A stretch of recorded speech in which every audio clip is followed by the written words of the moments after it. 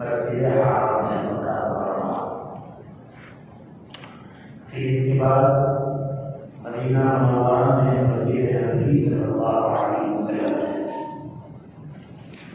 پھر اس کے بعد بیت المقدس، وہ بہترین مسجد ہے جہاں اعتکاف کیا جائے۔ اس کے بعد علماء نے لکھا ہے کہ اپنے محلے کی جامع مسجد میں اعتکاف کرے، اور اگر محلے میں جامع مسجد نہیں ہے تو پھر محلے کی مسجد میں اعتکاف کرے۔ آبادی ہے بڑی، جہاں مختلف مسائل ہیں، بعد میں جمعہ ہوتا ہے، بعد میں جمعہ نہیں ہوتا ہے، تو علماء نے لکھا ہے اگر ایک محلے میں دو مسجد ہیں، جامع مسجد بھی ہے اور چھوٹی مسجد بھی ہے، تو پھر جامع مسجد میں اعتکاف کرنا افضل ہے۔ اور اگر محلے میں چھوٹی مسجد ہے اور آبادی میں جامع مسجد ہے تو پھر محلے کی مسجد کا ہے، محلے کی مسجد میں اعتکاف کیا جائے۔ اعتکاف کے سلسلے میں یہ بات یاد رکھنی ضروری ہے کہ جو آدمی رمضان کے آخری 10 دن کا اعتکاف کرنا چاہے وہ 20 رمضان کو آفتاب غروب ہونے سے پہلے اعتکاف کی نیت سے مسجد میں جماعت خانے میں داخل ہو جائے، اور اس سے 5-10 منٹ پہلے اگر داخل ہو جائے زیادہ اچھی بات ہے۔ جیسے آج کل 6:45 پر 50 منٹ پر آ جائے بہت اچھی بات ہے، بہت اچھا ہے۔ ظہر کے بعد یا عصر کے بعد غسل وغیرہ سے فارغ ہو جائے، کپڑے وغیرہ پہنے اور غروب آفتاب سے 5-10 منٹ پہلے مسجد میں آئے، جماعت خانے میں داخل ہو، اور داخل ہونے کے بعد اعتکاف کی نیت کرے، نویت سنت اعتکاف، یا میں سنت اعتکاف کی نیت کرتا ہوں، یہ بات نیت کرے۔ جیسے ہی اس نے نیت کی اب یہ معتکف بن گیا، اب اس کے لیے کچھ آداب ہیں۔ اس کے لیے ایک حکم یہ ہے کہ جب اس نے اعتکاف کی نیت سے اللہ کے گھر میں رہنے کا ارادہ کر لیا ہے تو ضرورت کے بغیر وہ مسجد سے باہر نہ نکلے۔ ضرورت 3 قسم کی ہے: طبعی ضرورت، شرعی ضرورت اور اضطراری ضرورت۔ طبعی ضرورت جیسے آدمی کو پیشاب پانے کے لیے نکلنا ہے، پیشاب پانے کے لیے نکلنا ضروری ہے، اس کے لیے وہ نکل سکتا ہے۔ شرعی ضرورت جیسے اس کے لیے وضو کے لیے نکلنا ہے، لیکن وضو کے لیے نکلنے کے لیے اس بات کا احتیاط کرے کہ وضو ایسے عبادت کے لیے ہو جس کا کرنا ضروری ہے۔ مثلاً پہلے سے آدمی کا وضو موجود ہے اور نماز پڑھنے کے لیے، قرآن پڑھنے کے لیے، وضو پر وضو کرنے کے لیے وہ مسجد سے نکلے تو اس کی اجازت نہیں۔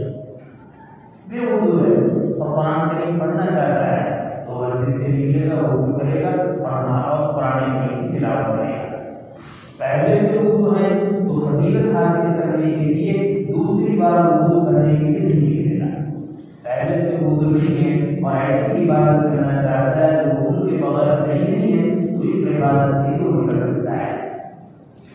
اسی طرح کسی آدمی کو غسل کی ضرورت پڑی معتکف ہو تو اس کے لیے مستحب یہ ہے کہ جیسے ہی غسل کی ضرورت پڑے پہلے تیمم کرے، اور تیمم کرنے کے بعد مسجد سے باہر نکلے، اور مسجد سے باہر نکلنے کے بعد غسل کرے۔ عام طور پر ضرورت یا جو مسئلہ ہے واجب مسئلہ ہے اس کے لیے تو نکلنا ضروری ہے، لیکن اس کے علاوہ ٹرینڈر کے لیے مسئلہ حاصل کرنا چاہیے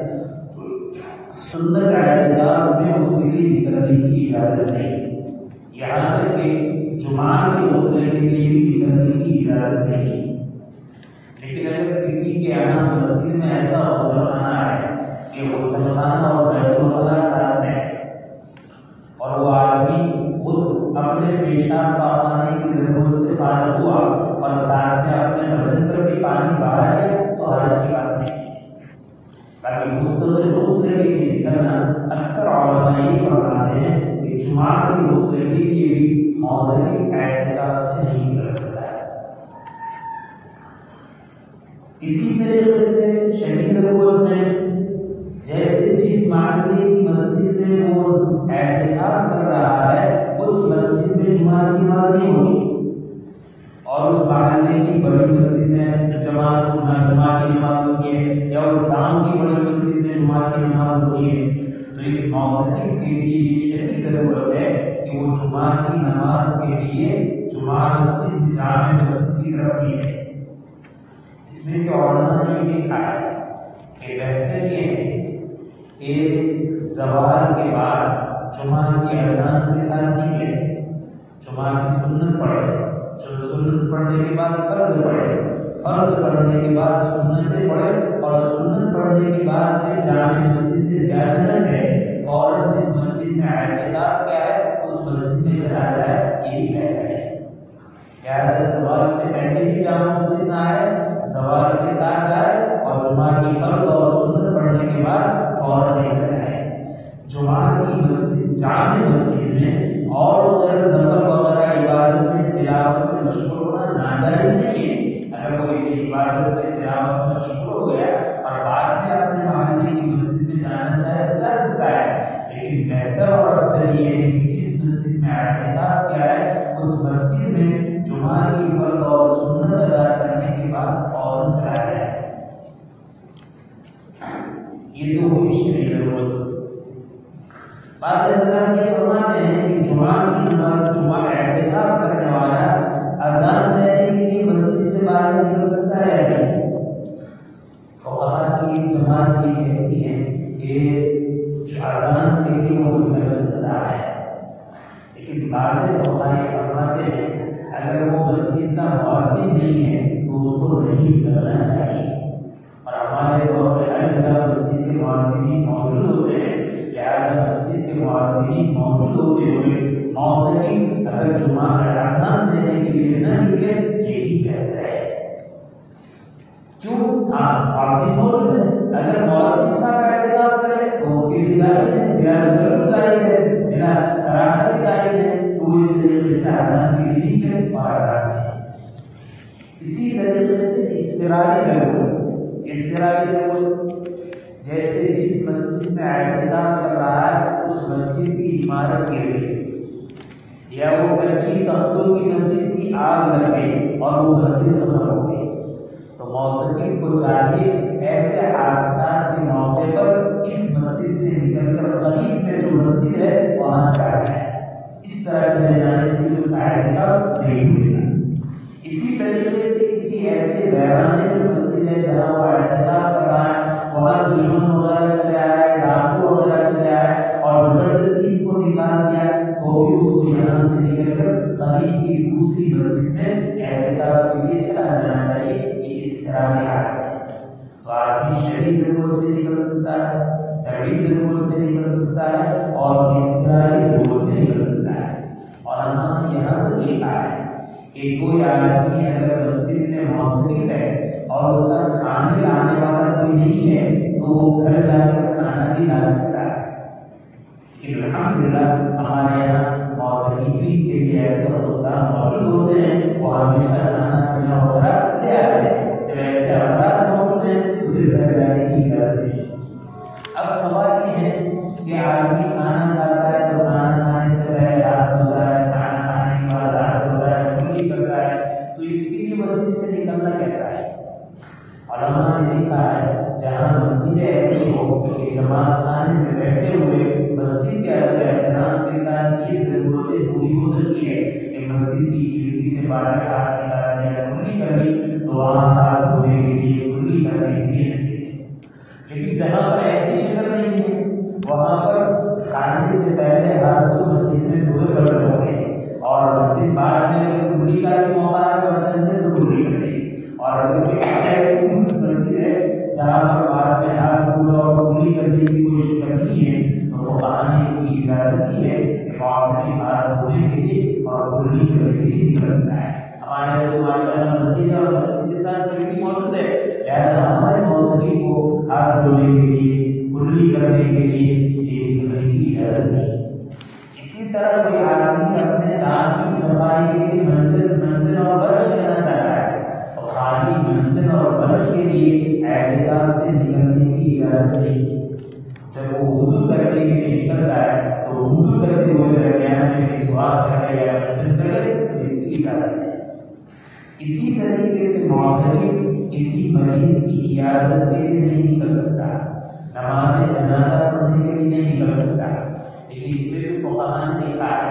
کہ مثال کے طور پر ہمارے یہاں بغل میں جنازے کی نماز ہوتی ہے تو اس مسجد میں اعتکاف کرنے والے کو باہر نکلنے کی اجازت نہیں ہے، یہیں سے اگر ابتدا ہے اس کی۔ لیکن اگر کسی وجہ سے صحن میں جنازے کی نماز ہوئی اور جو مسلم پہلے سے اپنی ضرورت کے لیے پیشاب آنے کے لیے نکلا اور وضو کیا اور وضو کرنے کے بعد مسجد میں آنے لگا اور صحن میں نماز جنازہ ہو رہی ہے اور وہ شہید ہو گیا تو اس کی اجازت ہے۔ اسی طریقے سے وہ وضو کرنے کے لیے جا رہا ہے یا وضو کرنے سے آ رہا ہے، اس درمیان اگر کوئی بیمار ہو گیا جو پریشان حال ہو گیا تو چلتے ہوئے بغیر ٹھہرے اگر اس کی عیادت کرے اس کی خبر پوچھ لے تو اس کی اجازت ہے، لیکن اس کے لیے ٹھہرنا اس کے لیے رکنا اس کی اجازت ہے۔ یہ آداب ہے، ان آداب کی رعایت کے ساتھ اگر آدمی اعتکاف کا اہتمام کرے گا تو انشاءاللہ وہ ایک اعتکاف کے انوار اور برکات سے مالا مال ہوگا۔ گھروں میں ہماری ماں بہنیں ہیں، ان کو بھی چاہیے کہ گھر میں اگر مستقبل زیادہ ہے اور گھریلو کام تقسیم کرنے کے بعد اگر ایک عورت فارغ ہو سکتی ہے کہ اس کی ذمے سے کام کو ہٹا دیا جائے تو کوئی فرق نہیں پڑتا ہے، تو عورتوں میں سے ایک عورت طے کرے کہ مجھے بھی اعتکاف کرنا ہے۔ گھر میں اعتکاف کرنے کے لیے عام طور پر گھر دو قسم کے ہوتے ہیں، ایک تو ہمارے پرانے گھر، اس پرانے گھر میں بڑے بڑے کمرے ہوتے ہیں، پہلا ایک کمرہ ہوتا ہے پھر ایک بہت بڑا کمرہ ہوتا ہے پھر کچن ہوتا ہے، عام طور پر نہیں ہوتا ہے۔ ویسے گھروں میں عورتوں کے لیے بہتر یہ ہے کہ پہلے 5 فرض نماز پڑھنے کی کوئی جگہ کو منتخب کریں اور پھر اس جگہ اعتکاف کریں کہ میں یہاں نماز پڑھتی رہوں گی اور یہاں اعتکاف کروں گی، تو گھر کے جس حصے کو، بڑے کمرے کے جتنے حصے کو اس نے نماز کے لیے مخصوص کیا ہے وہ اس کے اعتکاف کی جگہ ہے، چاہے وہ حجرہ بھی بنا سکتی ہے، کوئی حرج کی بات نہیں، اور پھر اسی حجرے میں وہاں رہے، پورے روم میں اس کو گزرنے کی اجازت ہے۔ اور شہر ہوتے ہیں، شہر میں گھر تو بڑے بڑے ہوتے ہیں لیکن کمرے چھوٹے چھوٹے ہوتے ہیں، ایسا کمرہ ہوتا ہے کہ ایک بستر ہے اور ایک مسلح ہے، تو پھر وہ پورا کمرہ وہ طے کر لے کہ میں 5 وقت کی نماز کی عبادت کے لیے اس کو متعین کرتی ہوں اور یہی میری اعتکاف کی جگہ ہوگی، تو وہ پورا کمرہ بھی اس کا اعتکاف بھی صحیح ہے۔ اگر بڑا گھر ہے تو جتنی ضرورت ہے اتنا حصہ طے کر لے، اور اگر چھوٹا کمرہ ہے تو چھوٹے پورے کمرے کو اس طرح کرے کہ میں اعتکاف کے لیے اس کو محسوس کیا کہ میرا اعتکاف کی جگہ ہے۔ لہٰذا بڑے حجرے میں، بڑے کمرے میں جتنا احاطہ کیا ہے اسی میں رہنا چاہیے، اور اگر چھوٹا سا کمرہ ہے وہ چھوٹا سا کمرہ پورا اس کے لیے مسجد کا ہوتا ہے، لہٰذا وہاں اعتکاف کریں۔ اعتکاف کے لیے 2 چیزیں ضروری ہیں، ایک چیز ہے پاکی اور وہ لہٰذا وہ حیض اور نفاس کی حالت میں نہ ہو، لہٰذا جو عورت حیض اور نفاس کی حالت میں ہے تو اعتکاف میں نہیں رہ سکتی، اور اگر اس نے اعتکاف شروع کیا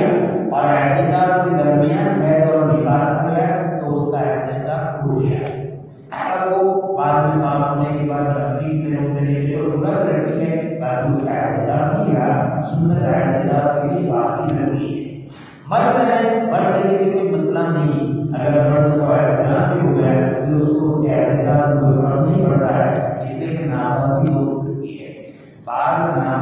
ایسی ہے جس کو دور کرنے کو آدمی کو اختیار ہے. جیسے کسی کو احترام ہو گیا، چاہے مرد ہو چاہے عورت ہو، تو ان کی بھی رائے ہے کہ اس احترام کی وجہ سے اس کے احترام میں فرق نہیں پڑے گا. لیکن بات ناپاکی ایسی ہے جس کو دور کرنے کے لیے آدمی آگے نہیں ہے. جیسے عورتوں کو حیض کا ہونا گیا، نفاس کا ہونا گیا، تب اس سے بات ہونا اس کے اختیار میں نہیں ہے. تو ایسی ناپاکی کے ساتھ عورت احترام نہیں کر سکتی.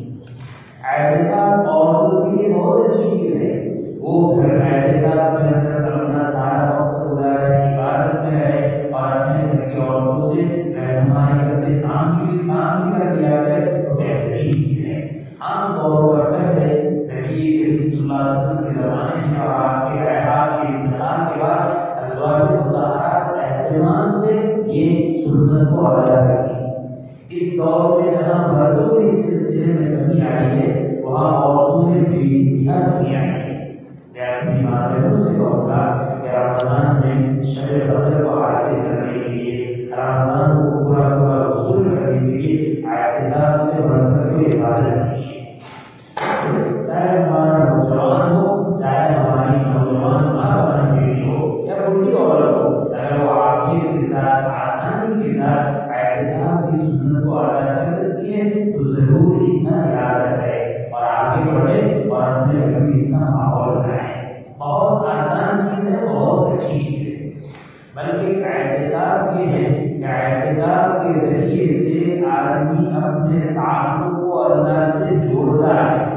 اور جڑے ہوئے تعلق کو مضبوط کرتا ہے اور مضبوط تعلق کو بڑھاتا ہے. یہ اعتکاف کی چیز ہے. تعلق بڑھا ہوا ہے، اعتکاف کے ذریعے سے مخلوق کا تعلق خالق سے جڑ رہا ہے. اگر جڑا ہوا ہے تو اس میں مضبوطی اور پختگی آئے گی. اگر مضبوط ہے تو اس میں اضافہ ہوگا. تینوں چیزیں ضروری ہے. لہٰذا ہمیں چاہیے کہ ہمیں اس اعتکاف کا خوب اہتمام کرنا چاہیے. ہمارے بہت سارے نوجوان ایسے ہیں جو ماشاء اللہ کمائی کے اعتبار سے بھی فارغ ہے، اوقات کے اعتبار سے بھی فارغ ہے، ان کو خاص کوئی کام کاج نہیں ہے. وہ اس بات کا اہتمام کرے کہ اپنے محلے کی مسجد میں اعتکاف کرے. چاہے ایک مسئلہ اچھی طرح یاد رکھ لینا چاہیے. علماء نے لکھا ہے مثلا ایک گاؤں ہے، ایک گاؤں کے اندر بہت ساری مساجد ہیں. تو اگر گاؤں چھوٹا ہے، وہاں چھوٹے گاؤں میں کسی بھی مسجد میں ایک آدمی نے اعتکاف کر لیا تو چھوٹی بستی والوں کی طرف سے سنت مؤکدہ ادا ہو گیا. لیکن اگر گاؤں کے مختلف محلے ہیں اور ہر محلے میں ایک مسجد ہے تو پھر مسئلہ یہ ہے ہر محلے والوں کے لیے ضروری ہے کہ وہ سنت مؤکدہ ادا کرنے کے لیے اپنے اپنے محلے کی مسجد میں کم سے کم ایک معتکف ضرور کرے. ماشاء اللہ ہمارے یہاں 7 مساجد ہیں اور 7 الگ الگ محلے میں ہیں. لہٰذا ہر محلے والے کو چاہیے کہ اپنے اپنے محلے کی مسجد میں کم سے کم ایک معتکف تو ضرور ہو، اور اگر ایک سے زائد ہو ماشاء اللہ ضرور آنا ہو. لیکن ایک مسئلہ ہوتا ہے، اگر کسی بستی میں محلے بہت سارے ہیں اور محلے بھی ماشاء اللہ بڑے بڑے ہیں اور ایک محلے میں ایک سے زائد مسجد ہے، تو بعض علماء تو یہ کہتے ہیں پورے ایک محلے کی ایک مسجد میں ایک شخص نے اعتکاف کیا تو محلے والے کی طرف سے کافی ہے. لیکن بعض علماء یہ فرماتے ہیں کہ محلے میں جتنی مسجد ہے ہر مسجد کے مصلیوں پر یہ اخلاقی طریقہ ہے، یہ سنت مؤکدہ ہے کہ ہر محلے کی ہر مسجد میں کم سے کم ایک معتکف ہو. ہمیں یہ نہیں دیکھنا چاہیے کہ اعتکاف کی سنت ادا ہو رہی ہے، ہمیں تو یہ دیکھنا چاہیے کہ ہمارے گاؤں میں محلے میں ایک مسجد ہو یا ہر محلے میں ایک سے زائد مسجد ہو، ہر مسجد میں ایک معتکف نہ ہو. مسجد معتکف سے آباد 3 4 5 بار اس طریقے سے زیادہ نوجوان اس بات کا ارادہ کریں کہ انشاءاللہ اعتکاف کے ذریعے سے ہم اپنی مسجد کو آباد کریں گے. لیکن بات کا بہت خیال رکھیں. دیکھو اعتکاف بہت بڑی عبادت ہے. حق تعالیٰ کے قرب کا بہت بڑا ذریعہ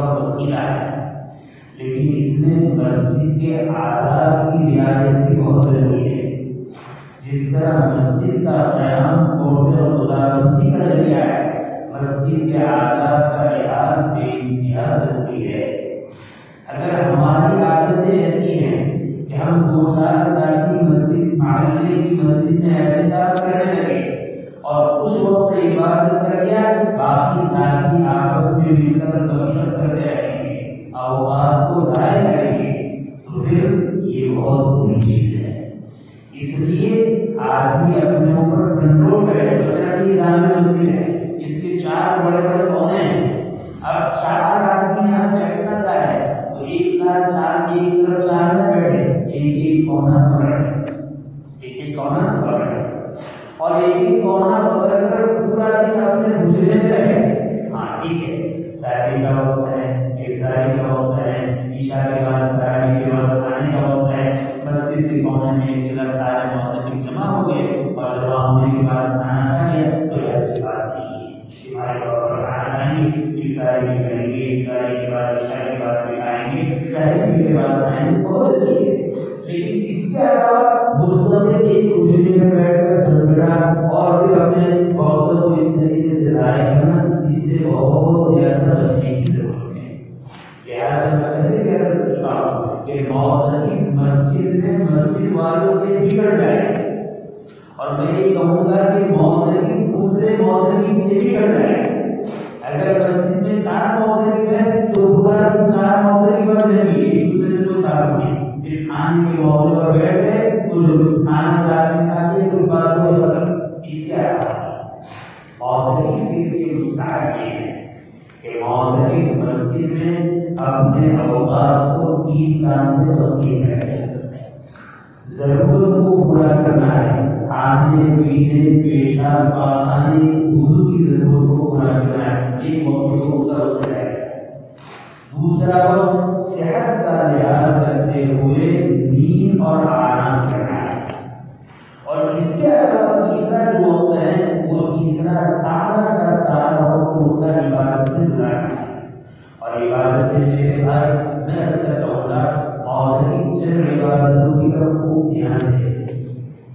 ایک تو ہمارے والدین چاہے وہ ہوتے ہیں جو ماشاءاللہ دین سیکھ رہے ہیں، ہر نمازوں کی دعاؤں میں کمی ہے، قرآن کریم کی سورتوں میں کمی ہے، ان اعتکاف کے ایام میں اپنے وقت کو دین کے سکھانے میں لگا رہے۔ بہت بہترین مشورہ ہے، بہت فرصت ہے، بہت وقت ہے۔ اگر نماز کی دعا یاد نہیں ہے، نماز میں پڑھی جانے والی سورتیں یاد نہیں ہے، صحت کے ساتھ یاد نہیں ہے، یا اسی طرح نماز کا وضو کا غسل کا طریقہ یاد نہیں ہے، اعتکاف کے ایام میں وہ اس کو سیکھے۔ اگر ہمارے ساتھی ماشاءاللہ سکھانے والے ہیں تو ان سے سیکھے، یا ہمارے محلے کے علماء ہیں اور اسی طرح سے ائمہ ہیں اور اسی طرح دوسرے واقعہ میں کسی ایک سے طے کر لیں اور معتکف اس کو سیکھے۔ 10 دن میں انشاءاللہ ہماری نماز بھی صحیح ہو جائے گی، وضو بھی صحیح ہو جائے گا، غسل بھی صحیح ہو جائے گا۔ دوسری بات یہ ہے کہ ماشاءاللہ اگر نماز وضو غسل وغیرہ کے احکام سے اور مسائل سے واقف ہے تو میں یاد کروں گا اپنے وقت کو زیادہ سے زیادہ اپنی جو نمازیں پڑھائیں تنہائی میں ان نمازوں کو ادا کرنے میں بلائیں۔ بالغ ہے، ہر بالغ یہ سوچے کہ بالغ ہونے سے لے کر آج تک میری کتنی نمازیں ادا ہوئی ہے اور اس کو ادا کرنے کا کیا طریقہ ہے، علماء سے معلوم کرے اور رات کی تہاریوں میں، دن کی تہاریوں میں مکروہ اوقات کو چھوڑ کر ان قضا نمازیں پڑھنے کا خوب احتیاط ہے۔ اگر ماشاءاللہ مسائل اور نماز کے طریقے سے بھی واقع ہے، اللہ کا فضل ہے کہ ہمارے دل میں نماز پتہ نہیں ہے یا موقع ملا اور اپنے نمازیں ادا کری ہے تو اب تو ماشاءاللہ آپ کی کیجیے رہے۔ اب جو وقت ہے وہ آپ کا زیادہ سے زیادہ وقت تسبیحات میں ہونا چاہیے، روزے دھونے میں ہونا چاہیے، استغفار میں ہونا چاہیے اور قرآن کریم کی تلاوت ہونا چاہیے۔ شاہ الدین معنی ابراہیم صاحب نے وہ بھی یاد کر رہا ہوں، ان کے فیض و عافیت کے ساتھ اللہ تعالیٰ امت پر تعبیر قائم رکھے۔ بڑی اچھی بات فرمایا ہمارے جماعت کے ساتھی رمضان میں خوب جماعت میں نکلتے ہیں، بہت بڑی چیز ہے، لیکن رمضان میں سنت اعتکاف کی سنت ہے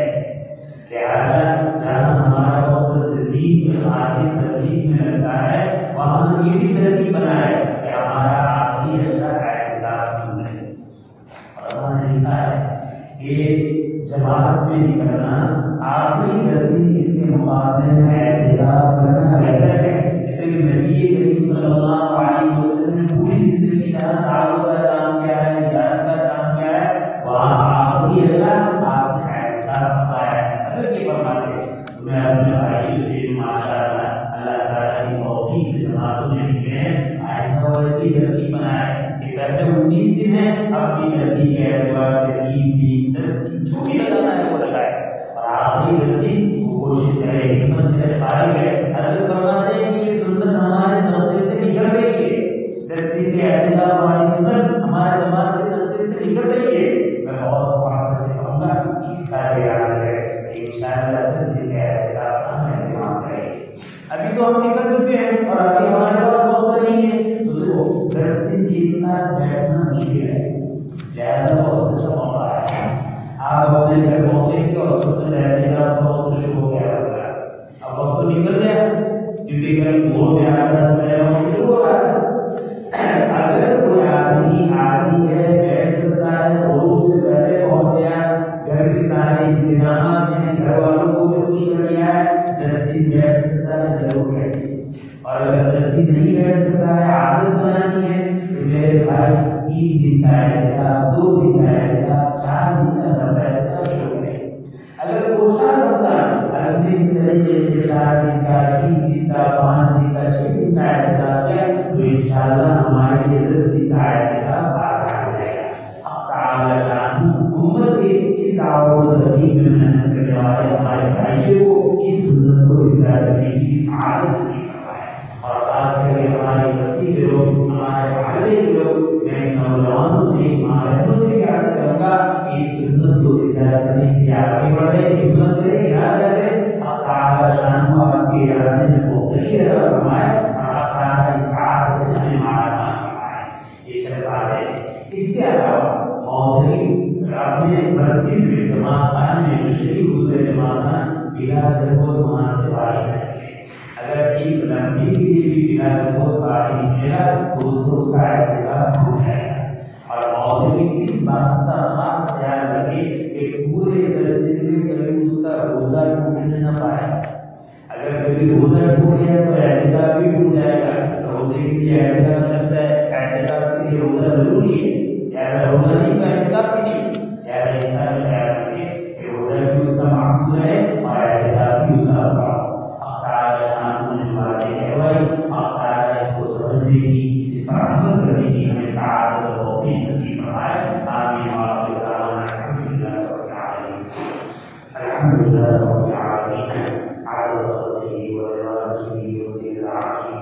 ومداد كلماته اللهم لا عصي لنا عليك الا ما اثنيت على نفسك اللهم صل على محمد كلما ذكره ذاكرون وصل على محمد كلما غفل به الغافلون ربنا اتنا في الدنيا حسنه وفي الاخره حسنه وقنا عذاب النار ربنا لا تزغ قلوبنا بعد إذ هديتنا وهب لنا من لدنك رحمه انك انت الوهاب اللهم اصلح لنا شاننا كله ولا تكلنا الى انفسنا طرفه عين فانك تعلم خائنة العين وما تخفي الصدور اللهم لا سهل الا ما جعلته سهلا وانت تجعل الحزن سهلا اذا شئت لا اله الا الله الحليم الكريم سبحان الله رب العرش العظيم والحمد لله رب العالمين الهي الفضل والحسن ہمارے جماعتوں میں قبول فرما ہمارے جماعتوں کو معاف فرما ہمارے خطاؤں سے درگزر فرما ہماری سیئات اور حسنات سے درگزر فرما الہ العالمین آپ کی زندگی میں رمضان کا رمضان آپ کا فرماتے ہیں رمضان میں نعمتوں کو نشاور کرتے ہیں نعمتوں سے مالا کرتے ہیں اور معمولی بہانے زندگیوں کے اخبار آپ کا فرماتے ہیں اے اللہ یہ ہماری غفلت ہے کہ ایسے مبارک مہینے میں اے اللہ معمولی عمل سے بہت زیادہ نیکی حاصل کرنے سے ہم پیچھے رہتے ہیں اے اللہ اس غفلت سے ہمیں نکال دیجیے اس کوتاہی کو معاف فرما دیجیے اے اللہ ہمیں دین کی عظمت نصیب فرما اے اللہ شاعر دین کی عظمت نصیب فرما اے اللہ اعتکاف سنت معاشرے سے نکل رہی ہے تجاروں سے نکل رہی ہے اے اللہ دنیا داروں سے نکل رہی ہے اے اللہ دنیا میں کام کرنے والوں سے نکل رہی ہے یا العالمین سب کو اس کی سعادت نصیب فرما سب کو اس کی توفیق عطا فرما ہماری ماں بہن بہو بیٹیوں کی بھی توفیق عطا فرما ہمارے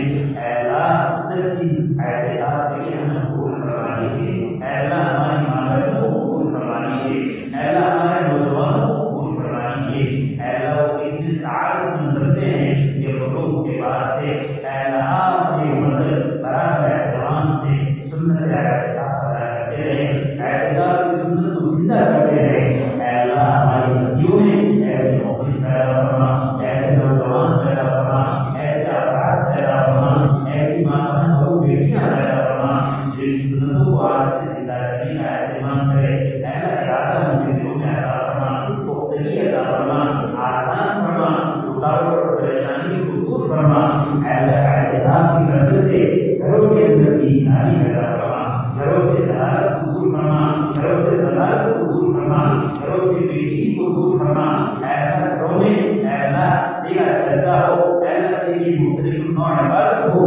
اے اللہ اس اعتقاد کے ذریعے سے رمضان ہماری سمجھ جائے، اے اللہ اس کی شکلیں اور صورتیں پیدا فرما، الہ العالمین ہمارے حال پر رحم فرما، اے اللہ ہم خود گنہگار ہیں، اے اللہ گناہوں کا ہمارا عاشق ہے، اے اللہ رحمت کا عاشق دل کا معلوم نہیں، آپ کی رحمت خاصہ ہماری طرف توجہ ہوئی ہے نہیں، اے اللہ ہماری کوتاہیوں کی وجہ سے ہمیں کوئی آدھار نہیں آ رہے ہیں، اے اللہ دن بدن نمازوں میں کوتاہیاں ہو رہی ہے، اے اللہ تقدیر ہوتا چھوٹ رہی ہے، سب ہوتا چھوٹ رہی ہے، اے اللہ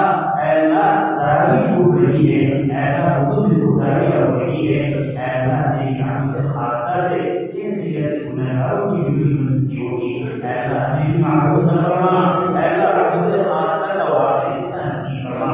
اے اللہ مغفرت کا عشرہ ہماری بہت ہے، اے اللہ اس مغفرت کے عشرے میں اے اللہ تیرے بندوں نے تیری توفیق سے بڑے بڑے ظالموں نے، شرابیوں نے، کبابیوں نے، سودخوروں نے، رشوت خوروں نے اور نہ جانے کیسے کیسے پاپیوں نے اے اللہ گناہ کر کے اس سے معاملہ کو صاف کر دیا ہوگا، مغفرت کو طلب کر دیا ہوگا اور آپ کی طرف سے مغفرت عامہ ملتی ہوگی، اے اللہ ہمارے پاس کوئی ایسے اعمال بھی نہیں ہے اور کوئی ایسے آثار بھی نہیں ہے، اے اللہ بس سوائے تیرے اوپر بھروسہ رکھے تو تجھ سے مغفرت مانگتے ہیں، اے اللہ ہماری مغفرت فرما، ہمارے والدین کی مغفرت فرما، ہمارے اولاد کی مغفرت فرما، ہمارے بھائی بہنوں کی مغفرت فرما، ہمارے اعزاء اقربا کی مغفرت فرما، ہمارے اساتذہ مشائخ کی مغفرت فرما، ہمارے تلامذہ کی مغفرت فرما، ہمارے منتسبین کی مغفرت فرما، یا العالمین پوری امت کے ایک فرد کی مغفرت فرما، اے اللہ بوڑھوں کی مغفرت فرما، جوانوں کی مغفرت فرما، ماں بہن بہو بیٹیوں کی مغفرت فرما، اے اللہ اس بات آج سے آگاہی کا معاملہ ہے، اے اللہ عشرہ ہے، اے اللہ اس عشرے کی قدردانی کی توفیق عطا فرما، اے اللہ ایسے کام سے ہماری حفاظت فرما جو جہنم کو پہنچانے والے ہیں اور ایسے کام کی توفیق عطا فرما جو جہنم سے دور کرنے والے ہیں، اے اللہ دنیا تو ہماری برباد ہوئی، اے اللہ دین بھی برباد ہو جائے گا، اے اللہ ہماری دنیا کو بھی آباد کر دے اور ہمارے دین کو بھی سنوار دے، اے اللہ ہمارے دین کو بھی سنوار دے، اے اللہ ہمارے دین کی حفاظت فرما، قیامت تک آنے والی ہماری نسلوں کی ایمان کی حفاظت فرما، اے اللہ حالات ابتر سے ابتر ہو رہے ہیں، دین سے توجہ اور غفلت عام طور پر بڑھ بے توجہی اور غفلت بڑھ رہی ہے اور آئے دن انسان دین سے دور ہو رہا ہے، نفس و شیطان کا حملہ بہت بھاری بھرکم ہے اور دجال کا فتنہ اس سے زیادہ خطرناک ہے، اے اللہ معمولی بہانے آج مسلمان دین کا سودا کر رہا ہے، اے اللہ نفس و شیطان کا سخت حملہ ہوا اور دجال کا دور آیا تو ایمان کی حفاظت مشکل ہو جائے گی، الہ العالمین ہمارے ایمان کی حفاظت فرما، اے اللہ ہمارے عام انسان کے ایمان کی حفاظت فرما، اے اللہ ایک فرد بشر کے ایمان کی حفاظت فرما، اے اللہ جب تک ہمیں زندہ رکھے دین اسلام پر عقیدت کے ساتھ قائم رکھے، جب وقت اجل آئے اس کا خاتمہ کی وقت سے مانا فرما، اے اللہ ہم میں بہت سارے بیمار ہیں، اے اللہ طرح طرح کی بیماریوں سے دوچار ہے، علاج کرنے کے عاجز ہو چکے ہیں، اے اللہ بلا علاج کے تھک چکے ہیں، اے اللہ اپنی زندگی سے اے اللہ مایوس ہو چکے ہیں، کریم آقا شافی حقیقی آپ ہیں، اے اللہ تمام بیماروں کو شفا کاملہ عاجلہ دائمہ مستمرہ نصیب فرما، اے اللہ اگر آپ نے مقدر میں بیماری دی ہے تو اے اللہ اس مریضوں کو صبر عطا فرما، ہمت عطا فرما، اے اللہ قوت عطا فرما، اے اللہ آپ کی محبت نصیب فرما، آپ کے سہارا بن جائے، اے اللہ بہت سارے